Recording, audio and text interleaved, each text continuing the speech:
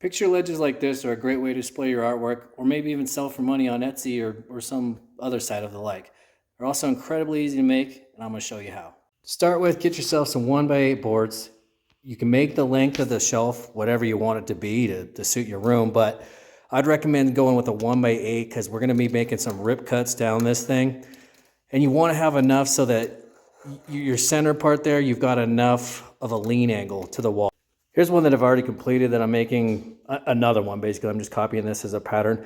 So just to show, you can tailor this to whatever you want. In this case, we're at 36 inches, so I'm going to go with that and repeat the process and making a new one of these. The other measurements that we're going to be using for the back wall is going to be 3 inches, as you see there. The picture ledge itself is going to be 2.5. And what you're left with after you rip that board a couple times, you're going to have 1.5 inches on the front edge lip there. So go ahead and lay your tape out to make your mark at the 36, like so. You can use a speed square to extend your line if that helps you during the cut process. Then you just throw that on the table saw and let it rip.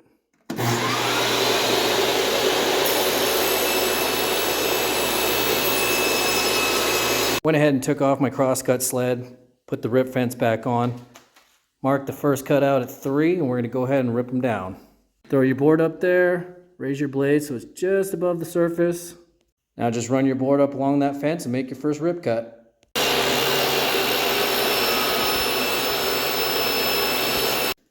So there we got our first ripped piece at 3 inches.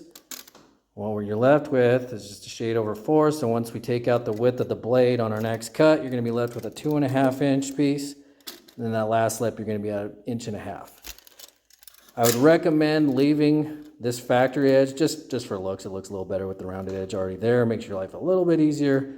Leave that one as your overhang over here. So make your cut on this face that you just cut off that's jagged. Move your fence over to 2.5. Lock it down. All right, so we just made our second rip at 2.5 inches. What we're left with is the 1.5 inches. Kind of got them mocked up so you can see how this is going together. Congratulations, you're all done making cuts. Pretty easy so far, right? Next up, you're going to have to do some gluing. We're going to attach these boards together. I'm also going to use an air nailer, show you how that works and make your life a lot easier, but just go get yourself some wood glue and we'll go to town. On your compressor. Another handy tip is if you have one of these blower attachments for your air compressor, just go ahead and blow out your area there, get the dust free so you don't end up with a bunch of stuff in your glue lines. Or just knock everything straight off the table. No need to go crazy on your nailer. This is just a brad nailer, really cheap, that I got from Harbor Freight, and it actually works really good.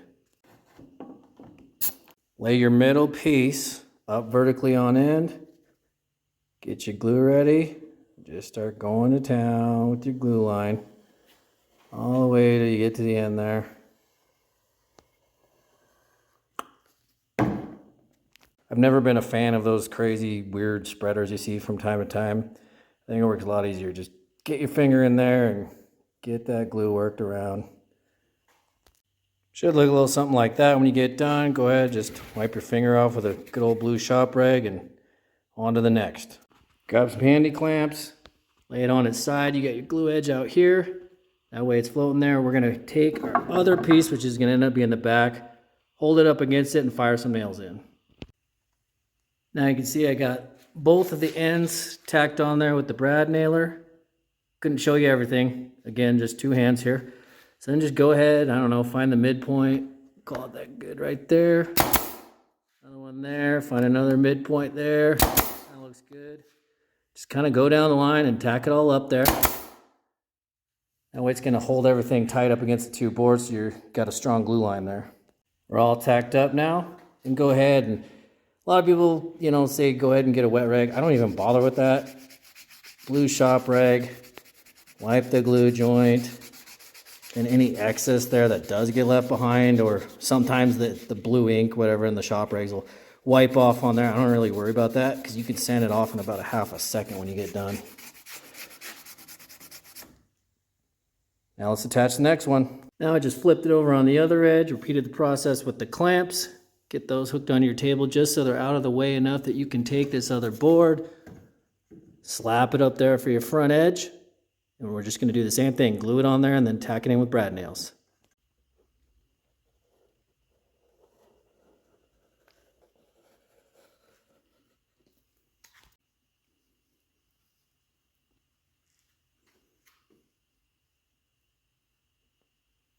Corners are tacked. Gonna do the same thing. I'm just gonna go find a midpoint, and that looks about right there. Do another one right about here. One more over here. On the front edge, I wouldn't worry about getting quite as many nails on there because it doesn't need a whole lot of strength. And you know, it's I think okay to have those there. Gives it the rustic or whatever you want to call it look on there, but you don't want too many of them. Okay, we're gonna go ahead and leave it on the clamp while it dries. Just go ahead and wipe that glue line. Gravity's your friend on the top one. It never seems to seep out up there, but wipe that off. We're gonna let that glue dry and come back and we'll hit it with some quick sanding and we'll get to staining. Now we'll hit it with a quick run on the orbital sander.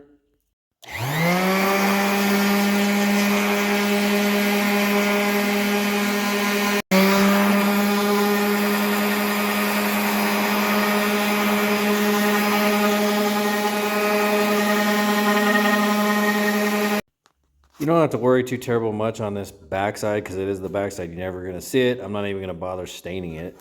But just kind of keep flipping, smooth out the flat stuff, just kind of clean up some of those transition lines and keep repeating the process till you get all the way around it. Get the corners, get the edges, soften them up just a little bit so you don't actually walk into it and gouge yourself, and we'll get to staining.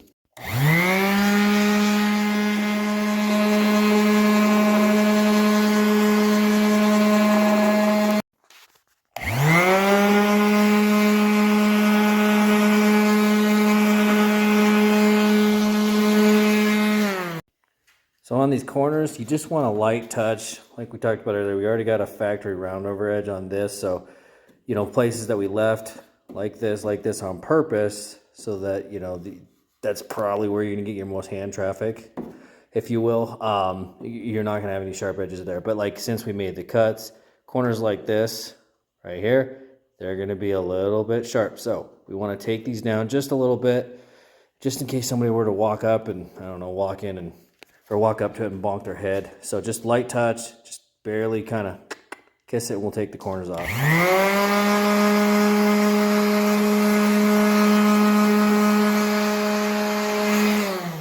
Another way you can do it if you don't have an orbital sander that I actually kind of prefer is just get an old straight 2x4 or something of the like, just something you trust that is straight.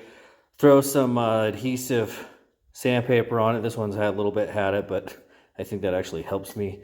So I'm not taking so much off at a time and gives me a little bit of wiggle room there to make mistakes. But then just go ahead and get with your direction. Like on this one, you're going this way. Doesn't really stay when I'm trying to hold the camera, but you kind of get the idea. Just run it with the direction of the line.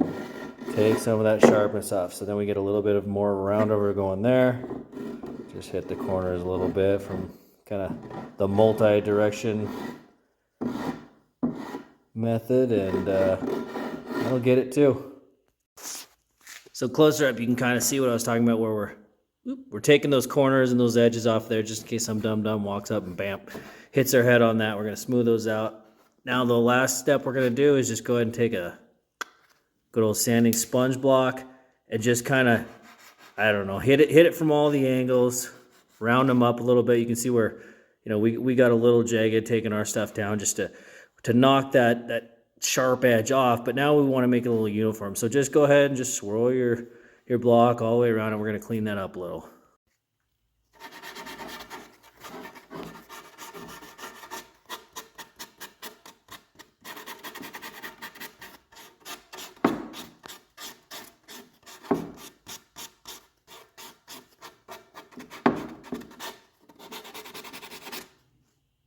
So there you go, that didn't take too long, and now it looks a lot closer to as if we went around with a round over router bit and really cleaned it up the correct way. But this is quick. You saw how fast that went. We're done.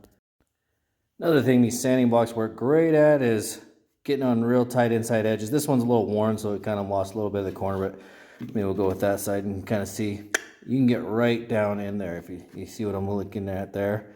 And that just helps you get a little bit closer to the line, clean those up just that much more. Next up, we're going to do the staining. On this one, as I said, I'm matching that other one. So I'm going to go with its Czar. It's the Malibu Gray stain. Get a set of those. These are really handy. They're just little paint pyramids. You go ahead and spread them out and say, like, imagine this little short piece is your workpiece there, and imagine we're all done staining, but you kind of space these out on the corner, set it on top of there, and then it doesn't make a bunch of marks if you've got a stained edge down.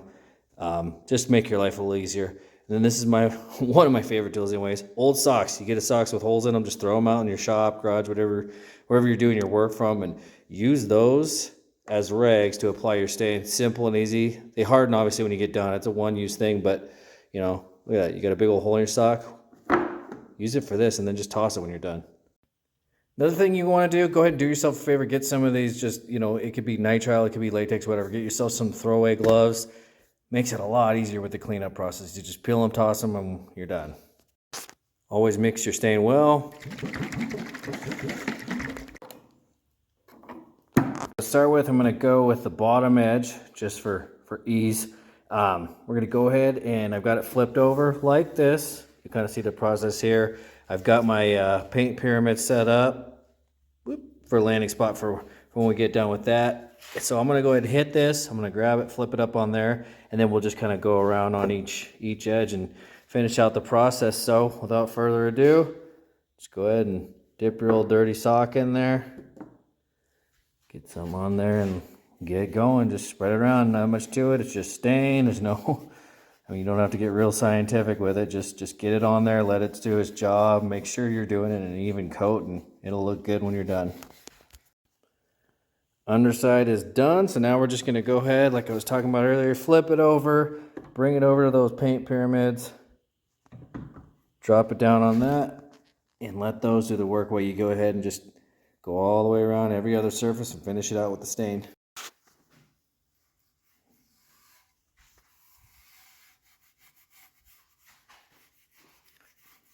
go ahead and work it around. Like I said, just get it nice and even. The stain will kind of tell you how much is too much and how much is not enough based on coverage and look. And that's the beauty of stain. Just keep doing it. And if it's not dark enough, do another coat, just whatever. Just get it to look how you want it to look.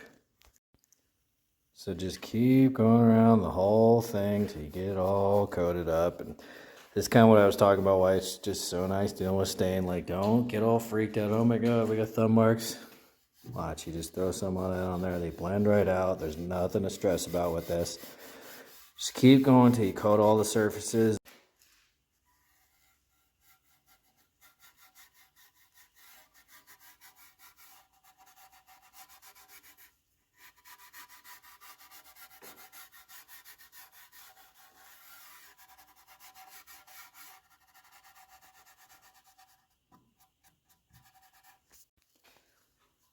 I usually like to save these ends for last because that end grain will soak up a little more. You end up inevitably with more on the rag than you thought you had. And these will kind of eat up a lot of that, so I'd just kind of wait till last on those and then just hit up what I've already gotten out on the rag and be done with it. And that's a wrap, pretty much it. The only thing is go ahead, get a little bit drier part of your rag and go back and just give it the once over, just in case any, I don't know, if you really got crazy with the stain, you end up with pooling or whatnot, or just making little, you know, getting it a little bit more uniform. That just kind of smooths out your finish there and makes it look just a little bit nicer. But yeah, essentially you don't have to do the backside because we're going to screw that to a wall. We're all done. Let it dry. Go ahead and you're going to want to consult with your own wall. You know, figure out if you have 16-inch studs or maybe something different. Who knows, whatever you're working with. But I'm going to not go ahead and drill any holes until we get that figured out. And then, you know, take your center line, plan accordingly for, you know, if you've got a 16-inch center, mark out your midpoint, and then go 8 this way, make a mark, 8 this way, drill through that, and then mount into the studs, and you're going to be good and strong there. But yeah, essentially we're done. So we'll let that dry and we'll go ahead and put it up on the wall. And you're done. Go marvel at your beauty that you just created. Boom, done. Now let's go put that thing up on the wall and make your wife happy, or throw it up on Etsy or wherever you sell and go ahead and make some money off of it.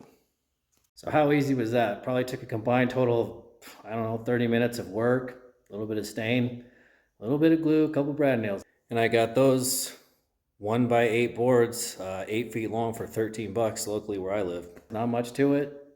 I'm telling you, it's easy to make. And I see these things going for big money. I mean, those ones that I showed you in my living room, my wife bought those for 50 bucks each. I think they're 30 inches long. Way too much money for how easy you can make them. But there's that opportunity for you to either save that money by doing it yourself, or make yourself a little business selling these things or other kinds of furniture like it and get that money for yourself. I hope you enjoyed. If you do like these videos, don't be shy. Click like, comment, subscribe. Keep me going that way and I'll keep kicking out the vids. Take it easy, guys.